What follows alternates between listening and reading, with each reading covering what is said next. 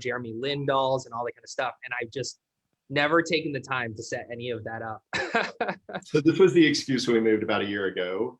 Always loved talking real estate with real estate professionals. So we moved in a pandemic, my wife and my 14-year-old daughter from California to Austin.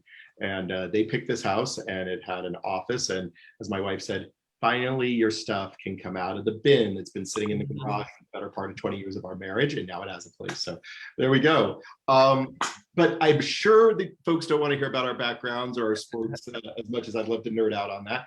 I think what we want to cover with everybody, obviously, leading into the marketing for this, we'll have a really robust conversation for about 40, 50 minutes. You know, the theme here is that there's transformation happening all across the real estate industry, as well as the digital landscape. It affects, obviously, our platforms being part of a team at Facebook and Instagram. We're thinking about this each and every day. But what I think is really important for the audience to understand is how do we work with firms such as Ylopo? How do we talk to leaders such as Jason? How do we help the industry move forward in a time of transition? How do we guide and how do we lead with empathy? So I think that that's where we want to take the conversation. But I'm going to throw it to both of you to just do a quick bio. So I'm looking, it's kind of like Hollywood Squares here. So I'm going to just go lower right to G. I'm going to have you kick off with just a quick bio and tell us who you are. I think a lot of people know who you are. Absolutely. Yeah. I mean, this is obviously a very Ylopo-centric audience. So hopefully most of you have seen my faces. If you haven't, I've done a bad job. So, hopefully that's not the case. High level, I've been in this industry for over a decade now. And all of it in digital marketing. So I started as the VP of marketing for a predecessor to Ylopo called Tiger Lead Solutions. We've got many old tigers here at the Ylopo family, so I'm very excited about that.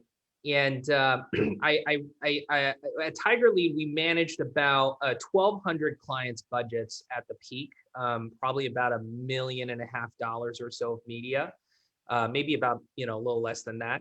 And, from Tiger Lead, we started Ylopo 7 years ago with the goal of bringing the most sophisticated digital marketing suite to the industry.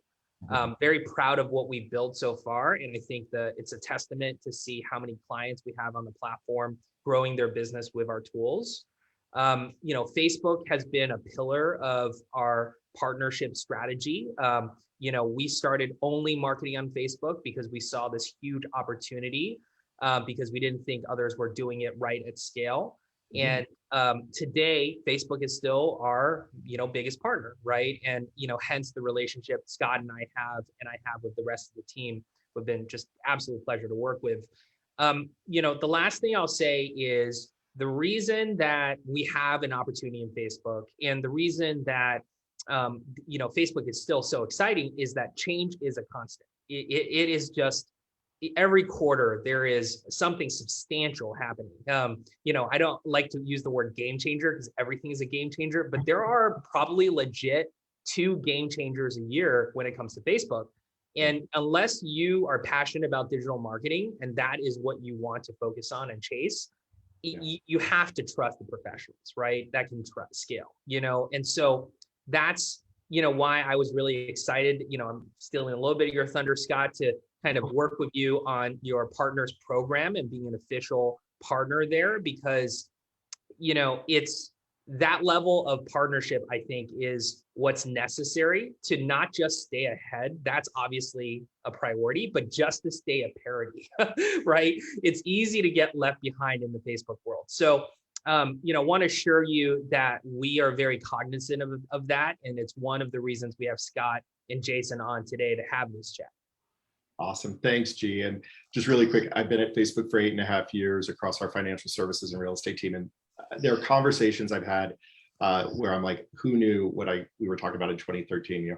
Wait, we don't have a video product. And now we're talking about how many multiples of video products do we have? So you're absolutely right. It's why partnership matters. But without further ado, Jason, go ahead and introduce yourself before we kick off our sections. Sure. Scott, thank you so much, man. I appreciate it. G, I'm super pumped for this conversation today. My name is Jason Pantana. I'm a business coach and national speaker with Ferry International. We're a coaching services company predominantly in the real estate space. I'm living here in Nashville, Tennessee, so I'm not too far from you, Scott. And I've been with Tom's company for the past 5 years, working one-on-one and in group settings with agents, teams, brokerages, and so forth at all different levels to level up their businesses. And before that, I've been in this industry for about 10 years now.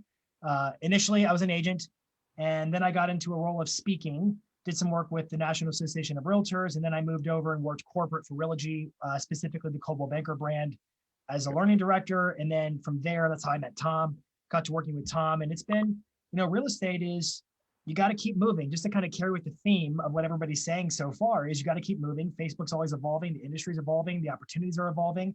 The market's always doing something. And it's how we respond to the market that's going to be giving us the edge in our businesses, which is what I'm hoping we're going to get into today. I hope our conversation goes beyond just Facebook, but it looks at Facebook as a tool for how agents and teams can really improve their market share locally. Yep. Great setup. So just for the audience, just so you guys know kind of what we're going to cover, we're going to cover 4 sections, and I'll list them off here, and I'll reintroduce each one of them. First is shop talk. It's exactly what you talked about, Jason. Let's talk about the industry and about innovation. Certainly can touch on a couple of things from our platform perspective, but let's zoom out. Let's do macro stuff. Second, then we'll transition into really programs and offerings and what Ylopo is doing with Facebook, how we look at that. G, you mentioned our top provider initiative. What does that mean for agents? Why do partners matter? And then moving into best practices. Again, I think that that's super important is, partners matter. Why do partners matter? Because you need to follow best practices for optimal results. And then, we're going to do a Facebook tradition. We'll kind of open this up for non-Facebookers. We have a tradition of Facebook speed round. I just start asking a bunch of crazy questions. No time for a reply. If they wait a beat, we just ding them, kind of like old game show style. A little more fun and levity to kind of end our time together. But for section 1, kind of talking about the industry, I'm going to start, Jason, kind of with you, and then we'll kick it over to G, which are, what are the 2 top trends and challenges you guys have seen from the last year? I can certainly pepper in some data and intel from the Facebook perspective, but would love to hear what you guys think and what you're hearing out there in the marketplace. Yeah, sure. So trends, I would talk about it through the lens of maybe challenges from a consumer standpoint, but typically when you think about like mitigating challenges or being the solution to problems, that's where the opportunity really lies for agents to position themselves. So the first one I see is probably the biggest one, which is I'd love to sell my house, but I've got to buy one too. And the market is so flipping competitive. It's really it's really a duplicity of, yeah, I want to cash in on the equity position of the market right now, but buying is super competitive. And so I'm going to just kind of feel stuck as an owner. So helping people work through those opportunities. Laced with that is also the idea of winning multiple offers. I know I'm working with a lot of clients, agents who are so busy taking care of buyers that their listing inventory is really shrinking because they're not taking time to work on the business to keep things moving forward. So just navigating those conditions. And the other big trend, and I do appreciate the heads up on the questions, I wrote down representing your value proposition. Because when you go to sell a property, the market is so hot. It's easy for a seller to just think, why do I need you as an agent? Why should I pay your commission, whatever you're charging? And I think agents have really got to level up their ability to represent value in terms of, hey, look, it's not just about getting a sign in the yard. It's a combination of marketing, negotiation, setting the scene for multiple offers, knowing how to navigate that experience, working through the transaction details to make sure that we sail from one end of the river to the next without losing our momentum. It's all those details. So 2 things, it's how to buy and sell at the same time, and then keeping your commission and representing value at the listing table. It's funny. That's a people thing, right? We forget, we talk as technologists all the time about technology, but it's the personal connection. It's the anticipatory part of buying and coaching and selling and making sure your clients are well represented. So it's funny you mention that because it's elemental, but we often forget it. And we think technology can displace those personal relationships. I actually think technology enhances the personal relationships. I completely agree. G, would love to hear from you. What are you guys thinking at Ylopo? What are the top 2 trends and challenges of the past year? And also some key learnings you're implementing post-COVID as we're hopefully coming out of this. Yeah, it's so interesting. Jason and I probably talk to a lot of the same people too. So a lot of our conversation are similar, but I'm seeing a lot of, so first off, let me say there are, offensive changes that are trends that are impacting the industry. And then there are defensive. right? And you have to address both when it comes to digital marketing. On the offensive side, I'm hearing, a lot of what Jason's hearing, and what we're seeing in the data is that messaging, is more important than ever, right? It used to be that we could use demographic targeting as the lever to generate better leads. So I'm targeting, seniors with trade up or trade down ads, or, ranch style homes, right? Those ads used to work really well. Not saying that those ads don't work anymore, but what we found is that if we use the offer of exclusive showings or language around, the value prop, as Jason said, that you're going to provide these buyers because of how competitive the market is, we're seeing over a 20% swing on conversion rate. That's like massive, right? Yeah. And so we're starting to do a ton of ad copy testing around this exact topic on the buyer side as well as the seller side. I think the other macro trend, exactly as Jason mentioned, is the shift toward listings, right? Like we saw on our media side, maybe a 90-10 split between what we'll call classically home search lead generation. 50% of buyers are sellers, right? So it's not like you're not generating seller leads there, but they're classic home search leads. And 10% on what we call pure seller leads. Today, that percentage is probably 70-30, even 65-35. And that has all happened in the last 2 months. That's like probably $1 million shift of media in 2 months, right? And so, getting better at seller marketing is a high priority for us. I'm going to tease a webinar. We're actually launching what we call our, USS Ylopo, the ultimate seller suite, which is all of our seller tools wrapped together that we want to showcase to our community, especially, right? Because we want our clients using those tools. But that shift towards sellers means, again, a lot of changes on the ad copy and messaging side. That's what we've seen moves the needle. Using language like, don't worry about being homeless, right? Because speaking to the fear of the consumer selling a home and not having anywhere to move to, right? So messaging like that has a crazy impact on the conversion rate and the click-through rate of these ads, right? So that's something that we're working on. And I know a lot of our clients do marketing on their own. Obviously, all of Jason's clients do marketing on their own. That's something to be very thoughtful about, right? If you haven't rewritten the copy that you were using, I don't even want to say pre-COVID, but pre 60 days ago, go back and think through the real challenges buyers and sellers are facing right now, and then reflect your messaging against that. And I would chime in on that, G, and I would say, look, this is why content creation on a recurrent basis is essential, because it's a feedback loop to figure out what's my messaging on an ongoing basis. What are people responding to organically on Facebook and Instagram? Because a lot of the ads that my clients run, this is a brand game for a lot of agents. I've got to be top of mind. I've got to be knowable, likable, trustable. Those aren't words, but know, like, trust, that trifecta. Right. So a lot of what we do is just promote our content, but you have to have the content. I often tell my coaching clients, look, content is marketing and marketing is content. If you don't have content, that's like having a bow without arrows. You've got to have the arrows to fire off.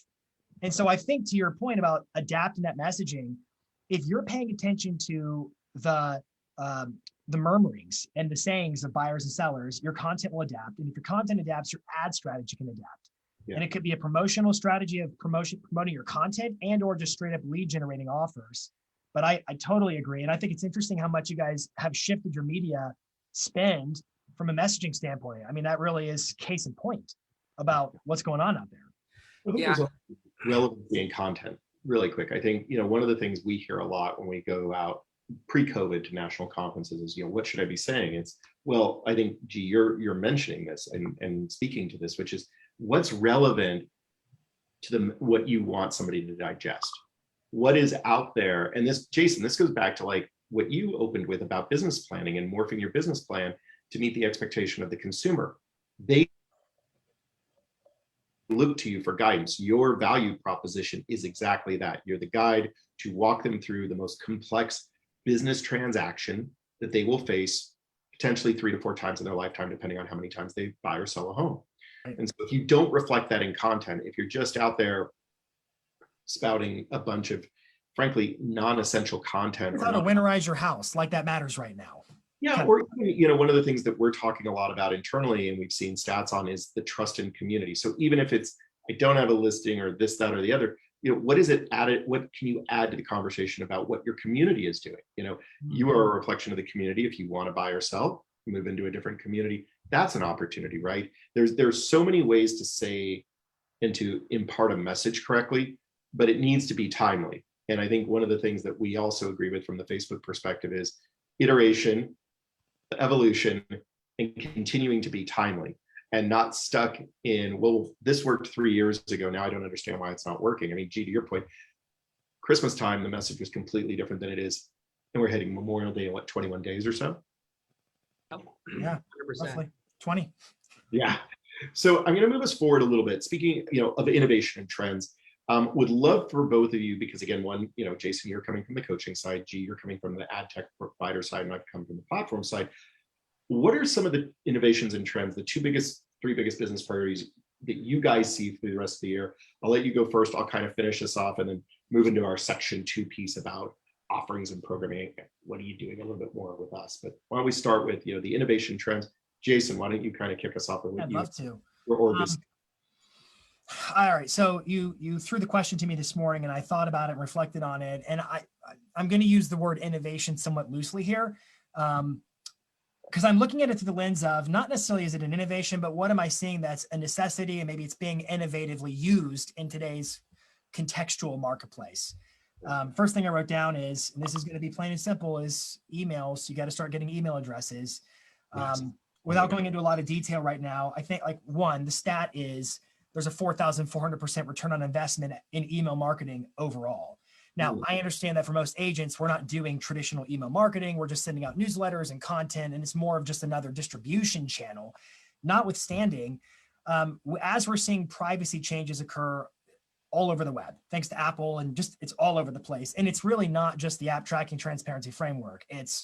There are so many other initiatives and more coming behind it. As we see that landscape changing, I just think it's prudent to start really focusing in on building your email list, building it with double opt-in optimization, double opt-in, so that it's got a lot of list integrity, not spamming people, not buying your list and emailing them, but earning the right to email, getting permission-based marketing.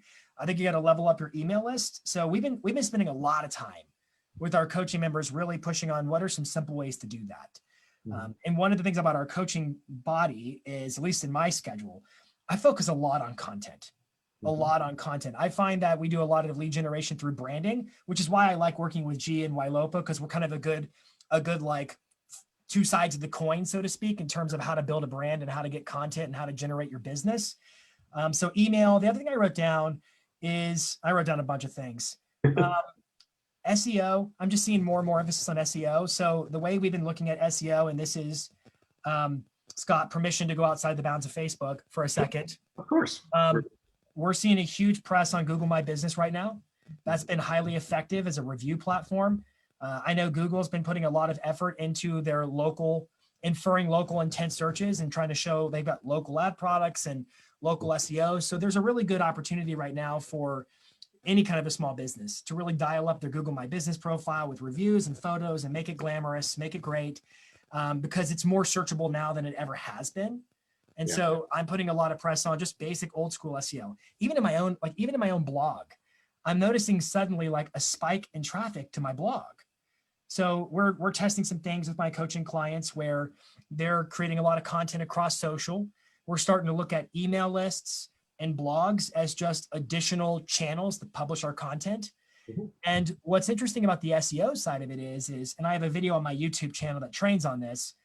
We talked about dynamic Google search ads, which is a cool little technique where it's literally scanning your website all the time, looking for what's already performing from a content standpoint. And if it does, it can run ads to promote that content. So just kind of zooming out on what I'm saying, because this may sound like gibberish to people listening and watching.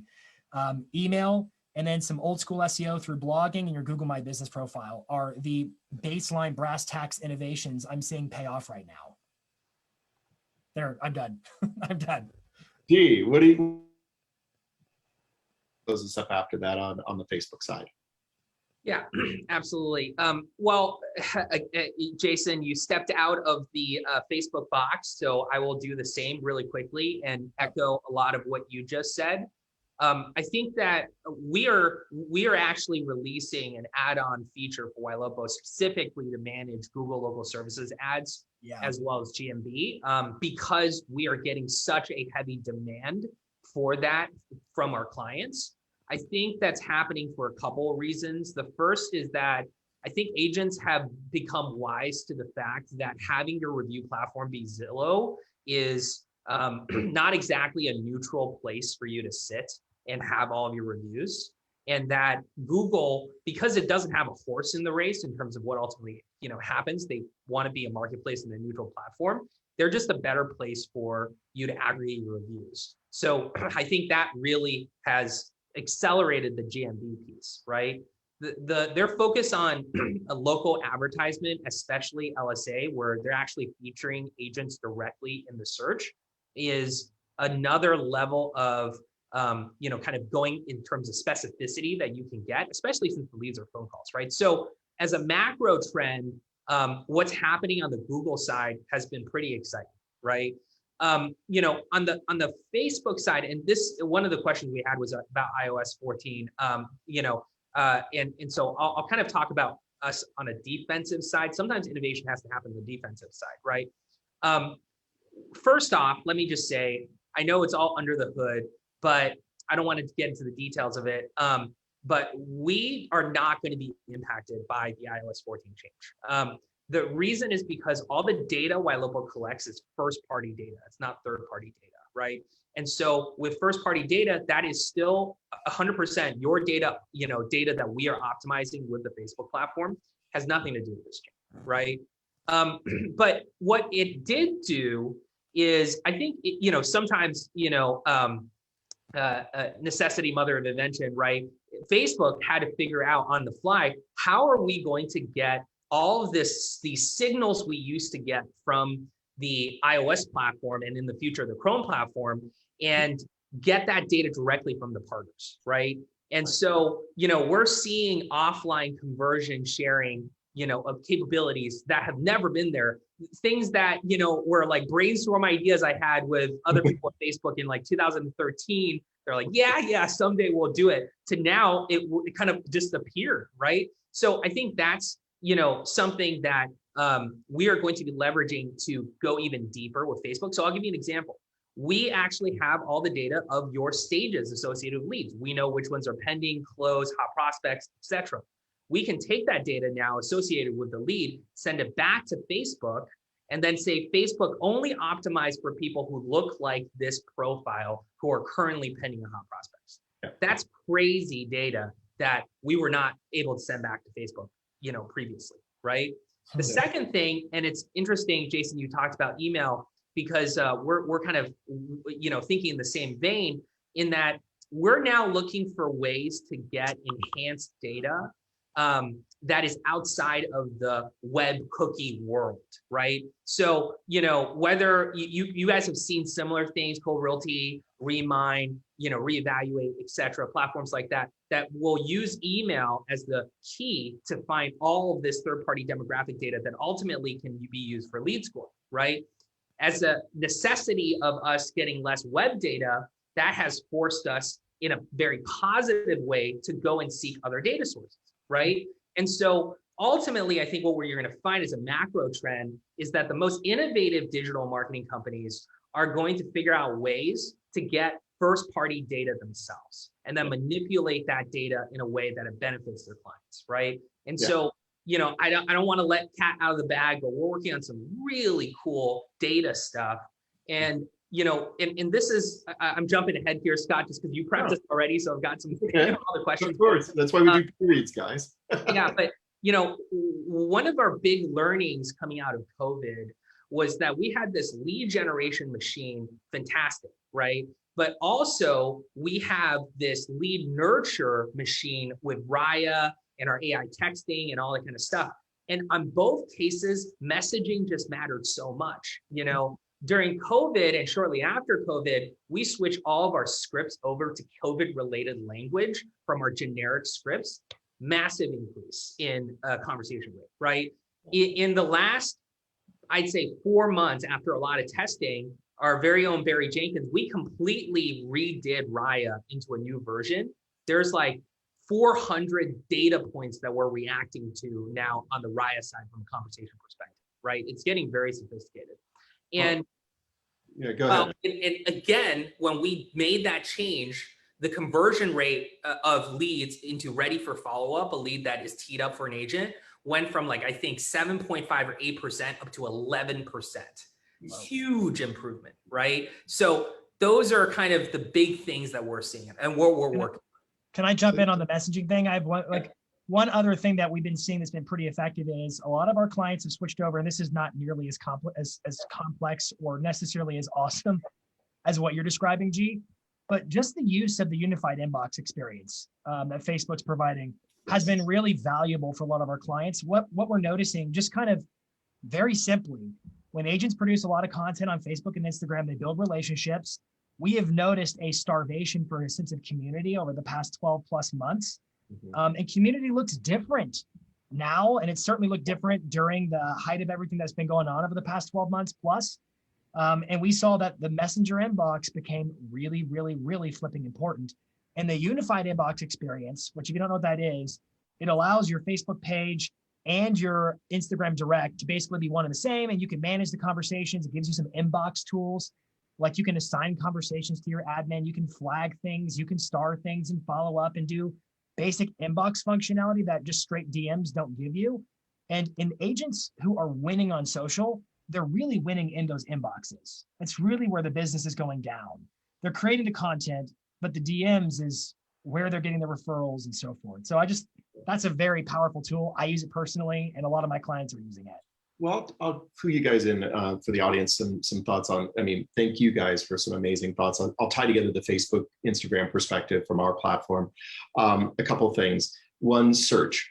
We talk a lot about, obviously Google being a search engine, no doubt, but the amount of searching that happens in Facebook. So here's an interesting stat. We get a lot of, why do I need a business page? Like that's an elemental question still 6 years into this journey, thousands of webinars, hundreds of stages. I still hear it. Our team hears. Well, part of it is obviously the content piece. We talked about that. What is your content? That is a livable, breathable place where you can actually communicate with your community. The inboxing, the unified inbox that Jason just talked about, another key piece to the page.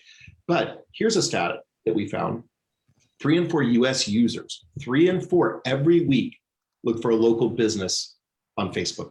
They look for the local business page. So 3 in 4. So think about this. Facebook has robust search capabilities within its own platform that you're looking to discover and find new businesses. So, the fact is, think about that. That page becomes the end result, our version of the Google My Business, frankly, destination for the consumer. So that's one reason it's important. 2, thing that we've also found super interesting, to your point earlier, Jason, about email, and I'm going to tie it together with G's point. There's a lot of, we hear this, I've heard it for several years, obviously, is, well, Facebook has so much data. Well, that is true. But for the 8.5 years I've been at the company, the number one and most best recommended practice is your CRM integration with Facebook from a custom audience perspective to then build, by the way, key point here, PII, it's PII sensitive, right? All good. We don't share this stuff. Your list is your list. But then what's really interesting is, you think about what G talked about, special ad audiences, finding more people like those high converters. We've also built that to be industry compliant. And that runs off of that data. So bringing in, Jason, when you were talking about emails, email becomes building the list and the integration of the CRM functionality. And you guys have it, G, obviously in your solution, a really robust CRM, technology integration piece. That's what makes for better outcomes. Absolutely. Right? It's not based in interest-based marketing. It's not based, I hear this all the time, I love BMW, but does that mean I'm in market for a BMW? Can I afford a BMW? Am I the shopper for a BMW? However, if I've purchased a BMW before and I'm on an email list, I'm a consumer, right? I'm a consumer that you can count on that it's had that experience. So I think those are a couple of pieces. Lastly, on community, we've seen a 44% increase in what this is through polling, what people want. They want to hear from their local constituent business, Main Street USA business. I'm working on some internal task force with narratives around how we build national to local models. And it is obvious that consumers want that. They really want to hear from local businesses. And again, I think that goes back to the content piece, Jason, that you highlighted earlier. So just kind of putting a little bit of our lens on what we see as a platform. Can I add on to what you're saying about using the customer list, upload your email addresses? Yep. First, I love the idea of using that customer list to expand special ad audiences. That's just good practice and super smart. You triggered me to think about, if you look at the National Association of Realtors profile of home buyers and sellers 2020, in it, they basically report, not basically, they reported that 67% of sellers identify the agent with whom they chose to work by way of repeat or referral business. So it was either a referral from a friend, family member, or past client, or a neighbor, somebody along those lines. So I think about the people who you already have the rights to email. They really are your absolute best shot at generating listings. So if you're not, you should be emailing them, calling them, texting them, giving them gifts for inviting them to things, doing things, sharing your content with them, messaging them. You should be all over them adding value, because that's where your opportunity lies. And I think the customer list is just one more way to reinforce, to make sure that you're being seen, that your content is having an impact on that audience. So yeah, I'll also give one last thing, and then G will move into kind of programs and offerings. And I think we've kind of actually taken bits and pieces of other parts of our conversation and melded it, which is awesome, right? It's always the best when you have a free-flowing conversation. I think one thing that we have noticed also is the reason Messenger, and you mentioned DMs earlier, Jason, it's so important, is real identity. How many times can you actually find that identity? Somebody commenting on a house, somebody saying, I've seen that you've provided a lead ad, right?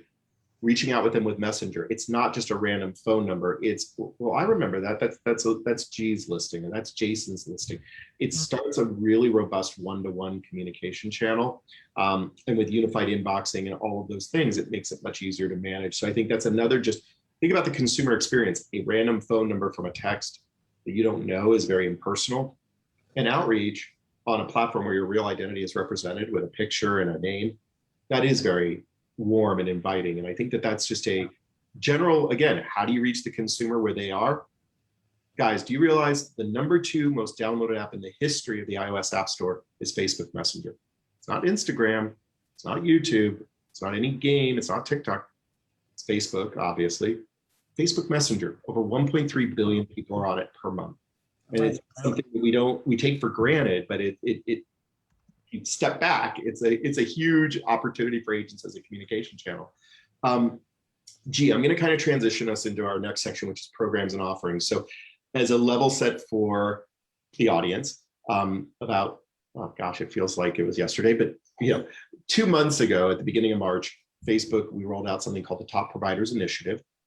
If you go to our Facebook for Business real estate page, we actually run a page. You'll see Howard did a spotlight video, a bunch of videos, wealth of information. But the reason I bring this up is that for years we've gone to conferences, we've gone, back before COVID, you'd walk the tech alley, and from a Facebook perspective or an Instagram perspective, you see your logo everywhere, and you start going and talking to these companies and you go, well, what do you do? Who are you? And what are the services you provide? And as a stakeholder, as an employee, as a representative of our platform, it's concerning when they aren't following best practices or aren't doing the right thing. So part of what we wanted to do is identify and work with what we consider to be companies, and Ylopo is one of them, which I'm going to tee up for G. People who do it right, best practices. When you're out there and you're hearing, Agent A saying, what about this platform? We've actually put our foot forward, and we've named our partners. We've been public about this. We've put that forward. We've worked on solutions. G teased out a lot of the very advanced things they do. But G, I'd love to understand, just from your perspective, how do you think about offerings and technology and how it fits into that world? And, just frankly, I would love your thoughts on, I guess it's grading our own homework, but, what do you guys feel about Top Provider and the way it can potentially guide agents and teams to identify the right technology to use for their business? Obviously, you're biased. I get that, but I would love your thoughts on it and just what it's meant for your business. Yeah, first off, I honored to be a part of the program, right? Like we started talking about this months and months ago, and you've been, kind of keeping us on track for all the technical changes even that we needed to qualify for this program. So everyone know it's not just like banner, like you're a top provider. There was an audit process. There was a lot of technical changes that we had to make in order to just qualify for this program. So, I think it speaks to it's, like anyone can get a Google certification. This was quite a bit harder, right? What I'd say is that there are a lot of digital marketers in this space because I think agents by nature are great marketers, and there are some that become more passionate about digital marketing than maybe even doing transactions. I have run into many what I'll call mini agencies that really understand Facebook at a deep level and can do especially custom marketing campaigns that are really phenomenal. In fact, we've kind of incubated a couple of strategists who have done exactly that, and it's been, very successful for us. At the same time, there are a lot of people who don't really understand what's going on, represents that they understand what's going on, and can not only do a bad job, but I think in some ways can even damage reputation because of how great of a megaphone Facebook is from a branding perspective. Mm-hmm. And so, making sure that you are working with a vetted, kind of platform. And by the way, it's not like if you have a custom agency work for you that you don't need a great home search website that integrates with your CRM, that does dynamic remarketing and does all this stuff, right? So, chances are, if you have an agency, you're using this type of text anyways. So you're going to have to choose a platform that has done it best in class on the Facebook side, right? And I think that's really what the partnership program is all about. We're not the only one on there. You're going to see a lot of logos, right? And a lot of them are the usual suspects. And it's because we have the time and the expertise and the resources to go invest deep and do all of these things, right? So nothing against the one-off, or mini agency at all, just because I've seen them work so well. But I think that this brings clarity to, Facebook marketing, right? Yeah, and I think for us, really quick, and I'll definitely want to bring you in on this, Jason, as well, to hear it from like the coaching perspective. I think the way I think about it and the way we thought about it goes back to actually, Jason, what you opened with, which is, this idea of, kind of flip at the script here a little bit is, why should I use an agent? I can just sell my own home. I can do my own ads, and that's true, but there is a level of what's the output you're going to get out of that? What's the scalability of that? With the scalability, look, I mean, we talked a little bit about data, aggregated data. So, Ylopo's aggregation of running hundreds of thousands of campaigns and learning through machine technology and all of these things makes for a better outcome. It just does. You as the solo agent, it's almost like, sports nerd out moment here, those who break away against the pack, you have the Peloton, and the Peloton's always going to catch up because it's the force and the mass of aggregation, right? It's going to eventually, in almost all times, catch the one minnow. And I think here, that's what we want to underscore, which is we have a responsibility to deliver results for you as a platform, but we can't do it if you don't use the platform in the right way.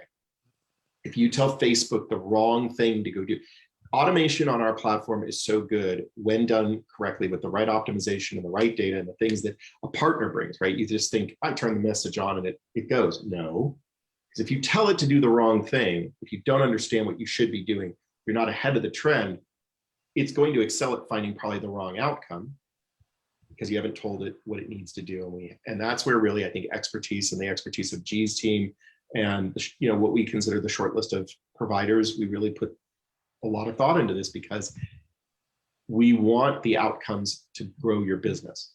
It's not about social metrics. It's not about likes, shares, and comments. It's how do I grow your GCI? That's what our team gets up to think about. We really do. It's like, our goal is simple: drive your business forward. So Jason, I don't know, from the program perspective, how you guys are thinking about this, but as coaches, how are you approaching this idea of, maybe optimal, best in class, certified, these are the people you should go with versus, good luck and God bless. Sure. So I'll give you my personal perspective, if that'd be all right. I don't want to speak out of line. So I'd say a couple of things. One, I have a video editor who edits my videos, not because I couldn't edit videos, but because I don't have time to sit there and edit videos all day, and I want to move on and go do other things. I think one just got posted while I'm talking to you guys. It's great. It's great. It's not that I don't have my hand in what's happening. It's not that I'm not part of the strategy in what's happening.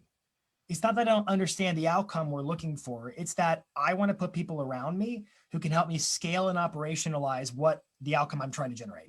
Because a team is always going to outperform the individual in all cases, unless the team's awful. But if the team's not awful, in this case, they're not awful, they're going to always outperform the individual. I'm a huge fan of Ylopo. There are other companies that I won't name that I'm a fan of, and there are other companies that are effective at Facebook marketing. I think the point that G made a second ago, which is there are some really deep knowledge, vetted, time-tested, skilled small shops who do Facebook advertising and whatnot. Notwithstanding, there are a bunch more of those small shops that don't necessarily know what they're up to or what they're doing. And I do think, like, when you're dealing with some of the enterprise solutions, like the business manager, the business suite, some of the automation sequences, dealing with hooking up CRMs and data sources and aggregated event measurement and all the fancy words, it's like at a certain point in time, I don't, just like the video editor knows more about editing than I do, I don't have to understand every nuance of it to know that I need someone else to help me with that. So I hope I'm making sense. I think that an agent should be thinking about, okay, I understand the difference between hiring someone to handle my Facebook ads like it's magic versus knowing there's somebody who has a deeper skill and knowledge than I've got, but I have enough to be dangerous and I can help manage the outcome I'm working toward in my business. That's as simply as I put it. I'd be hard pressed to find somebody who I think does a better job than Ylopo. I have plenty of my clients who use them. I love Howard and G and the work they're doing, and Kiwi. I think they do great work. So do we. I'm on their webinar for a reason. Yeah. They're friends. No, you're right. I think one other thing I would stress back to agents and teams and brokers, in addition to all the technology, and I think, we've covered, and I think, in the next 10 minutes, we'll cover even more. Look, technology is not going to slow up. It's only going to get faster. But I think there's one other thing that we don't really think about. And I think you brought it up, Jason, and made me think about it in a moment, which is efficiency of time. So efficiency is not only on ad spend and ROI, but it's on time. It's how I need to be out there for my clients. I need to find new clients. I need to be connecting in my community. I need to do all the things. So now the house is in contract. How do I tie all that together? How do I do all of that? And efficiency of time and having a really great marketing platform and somebody who understands it, best in class, that is also an efficiency of time that you get back. And that time, in turn, can also turn into revenue and opportunity and business growth and GCI. Like quantifiably, if you take an hour to do Facebook ads versus 5 minutes when you're working either in the UI suite of Ylopo or they're managing it for you or whatever, that's 55 minutes of your day back. And what could you do with that to grow your business? And Totally. we dive right into the technology piece and not the structural business aspects of like, wait, hey, time out here, guys. I can give you an hour of your time back. Oh, and by the way, your ROI is going to be exponentially better. Yes, there's a cost involved, but like, tell me the cost of not doing it right. And especially in a market where, look, it's getting more competitive, not less competitive. And so our platforms in operating at optimal scale, and by the way, same for Google, same for Twitter, same for TikTok. Just zooming back, if you're not great at digital and mobile marketing, you're in a world of hurt. I think it's a game changer. So I would add this. I think that, like, I'm certainly never an advocate for willful ignorance. With my clients, I have an expression, we call it CEO time. CEO time is where you should be allocating every time, every day, not all day, but a portion of every day to try to figure out the things you need to know about the running of your business so that you can be dangerous. I think about CEOs who they merge and acquire some company because they're convinced it's going to be the silver bullet, but really they had no idea what they're getting into, and it like will bankrupt their business. I can think of those examples. So I think the caution I would give to agents is there are aspects of digital marketing that you need to go to a pro level like Ylopo, but that's not a hall pass to become ignorant either. Right. I think you've got to be knowledgeable. Otherwise, you're putting yourself in a position of not understanding the cause and effect of digital marketing and what is ultimately the thing that Ylopo is giving to you so that you can pick up the torch and run with it in the relay race. I'm sorry, I'm spouting analogies. No. I actually think, just really quick, and then I want to bring G back in as we're getting closer and closer to time, is that's also how you have to be able to translate it to your client. Just sitting there going, I'm going to put your listing up on Facebook is not good enough. Like, you need to understand, like, not only are we going to put it on Facebook, we're going to put it on Instagram. We're going to have technology that's going to mine data. It's going to place it in the right place. We're going to take the guesswork out.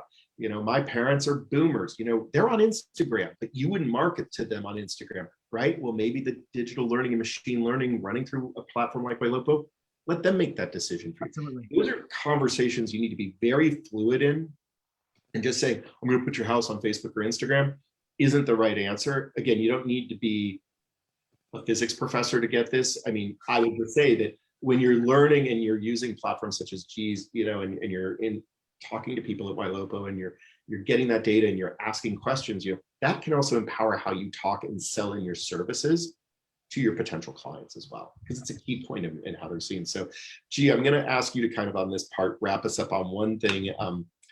Would love, just from a digital advertising perspective, then we're going to do our closing speed round. What are a couple of things that, by the way, I would extend this, like, if I didn't have a meeting at the top of the hour, because I love talking to you guys. I love nerding out on this stuff. So sorry, I feel like I'm rushing us ahead. But I'm going to ask G, like, what are a couple of things just that you've heard from the field, from your solution, that agents feel have really worked really well for them? And why do you think that is? It doesn't have to be super in-depth, but just a couple of high-level things of like what they've experienced from a marketing perspective using Ylopo's technology and how they feel that it's worked well from a feedback perspective. Oh, I apologize. I went on mute for a second. Yeah.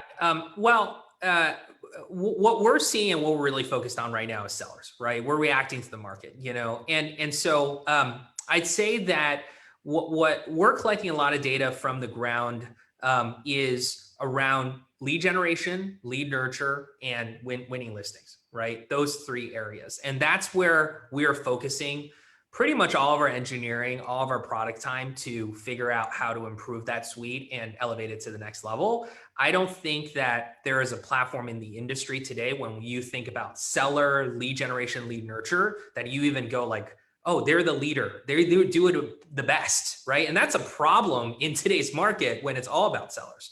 So on the lead generation side, again, stepping out of the Facebook box for a second, the feedback we're getting about the richest lead source is Google local services ads, right? These are people who are going on Facebook, typing in Santa Monica realtor, and then calling an agent on there. I mean, most of them are listings and some of them are out of town buyers. There's no real other reason someone would be searching for a realtor instead of looking for homes for sale, right?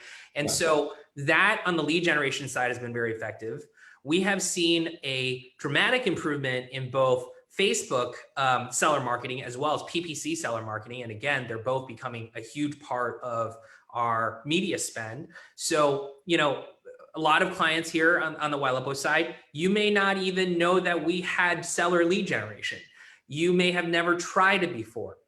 Yeah. Give it a shot, right? We're not, it's just a shifting of your media dollars. And if you're seeing the acceleration in your market toward that direction, just try it out, right? So that's the first thing on lead generation side. On the lead nurture side, we are leaning more and more into data and highlighted by our integration with HomeBot, right? So for those of you who don't know what HomeBot is, it's a top of the line seller nurture platform that contains not only data about the value of someone's home, which is very accurate data, by the way, but also metadata associated with it, like here's how much money you would save if you refinance, here's how much equity you can pull out of your home to buy a new one, here's what your net worth on the property is based on your loan data, right?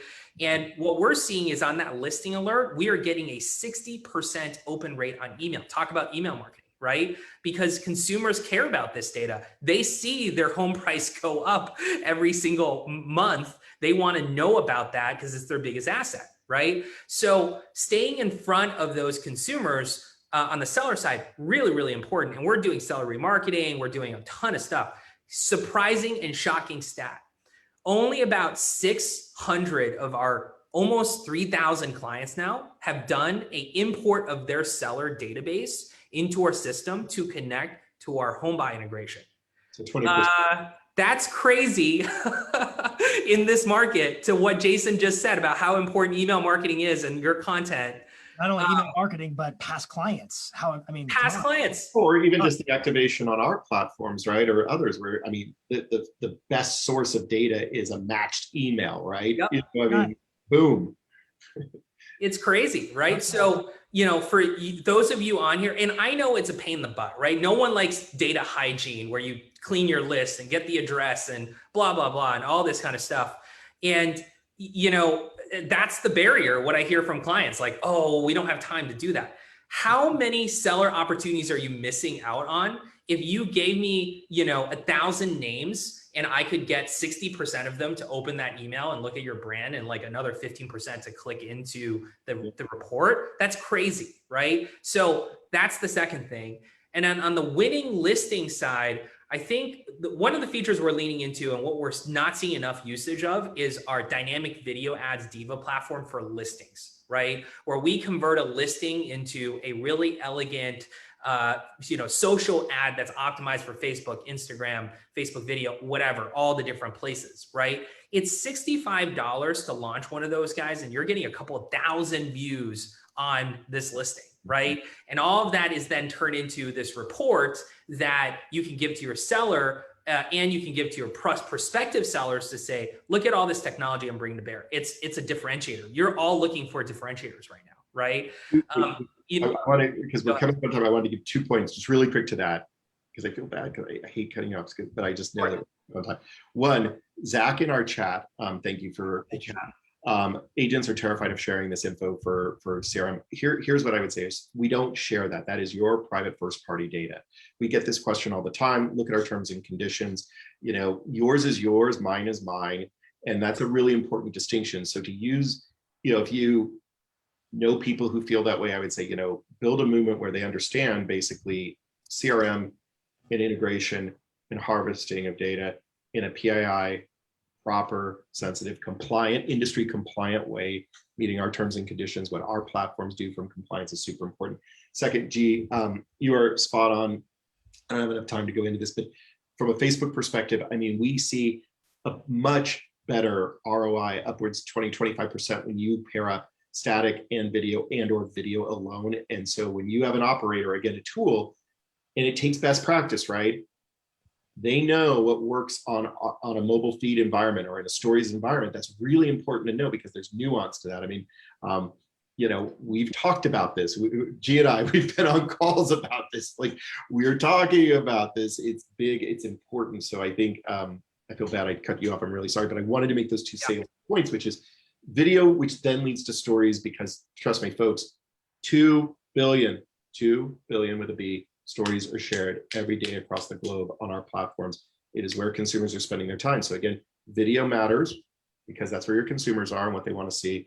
And then the data piece, you know, I know I'm not going to convince folks in one webinar. I would just say we've had this opportunity in front of all of our 9 million advertisers globally on Facebook for over, I think custom audiences launched literally 2 weeks before I joined the company 8.5 years ago. So it's not new technology. It's just how do you optimize it? So really quick, we've got 2 minutes left. I'm going to try to go speed round with you guys. We'll see how well this works between the two of you, but we'll try. Okay, Jason, iOS or Android? iOS. G, iOS or Android? iOS all the way. Android. Oh my God, you guys. What kind of a question is that? Yeah. You're making me cry. Okay, anyway, sorry. Hey, some of this I come up with at the top of my head. You're talking to two deep tech nerds here. I mean, am I having second thoughts? I mean, there's. Yeah. All right. Let's go with this one. Who had the better NFL draft? The 49ers or the Bears taking quarterbacks? Who had the better quarterback pick? Definitely the Bears. I mean, that was, yeah, they were pick 9, right? Or Josh Frankel on the Josh side. Frankel says the Bears. I'm going to say what Josh Frankel said. There you go, Bears. Okay. Who's better right now? Beyonce or I'm trying to think of like Megan Thee Stallion or somebody like that. Who would you rather go see in concert? Beyonce or Megan? Beyonce all the way. I think your question answered that. Yeah, I know, exactly. The way you asked Exactly. Again, I kind of fail at this stuff. I got to get better on my closing speed rounds. Sorry, audience. I'm working on it. We all have skills we got to work on. Favorite vacation destination? Where would you guys go? COVID opens up. We're all vaccinated. World's back to 2019. Where are you going? Where's the first place? Jason. Call on G first. Yeah, I know. That's a hard one. Well, I don't know what would be my fantasy place right now, although Hawaii is always up there, but I am going up to Santa Barbara this weekend to Montecito, and it's supposed to be gorgeous there. So I'm very excited. Post-COVID vacation. I was thinking like Cabo or Fiji or something like that, a beach would be all right. Just chill out. That's what I want. Yeah, no, I fell in love a couple of years ago. My wife and I went to Rio de Janeiro, and I know that obviously there are a lot. I picked that. Yeah, there's a lot of stuff happening in Brazil right now. But again, if we were back to 2019, everything was done. Okay, let's see, Avengers or Justice League? Avengers. Avengers all the way. Avengers. I actually like Justice League. I like the Zack Snyder cut. I'm the weird one. I spent 4 hours on a Saturday sitting watching it. All right, guys. That was my non-optimal. Talk about a non-optimal experience was how we ended an amazing call with me not having my game on for speed round. So I need to optimize for that the next time we talk together. But see, that's what happens when you don't use best practices, folks. But I wanted to thank you guys for a really great conversation. Thank you for the partnership. Obviously Tom has always been a very big proponent of our platforms. We appreciate it. Jason, please convey that to him. You and Howard, Kiwi, the team that you put together, we value you so much. We appreciate all you're doing to push the industry forward and innovate. Your partnership means a lot to us, and just thank you for giving us the time to have a industry chat. And I hope it's the first of many. I really enjoyed doing this with you guys. Maybe every quarter we come back together and just talk and kind of look at, like, to your point, G, the world's changed really rapidly in 60 days. What are we seeing? How do we impart that knowledge? So thank you both for the time. Thank you. It was a pleasure. Thanks for having me. Thanks, Jason. Thanks, guys. Take care. Bye-bye. Have a good one. Bye, everybody.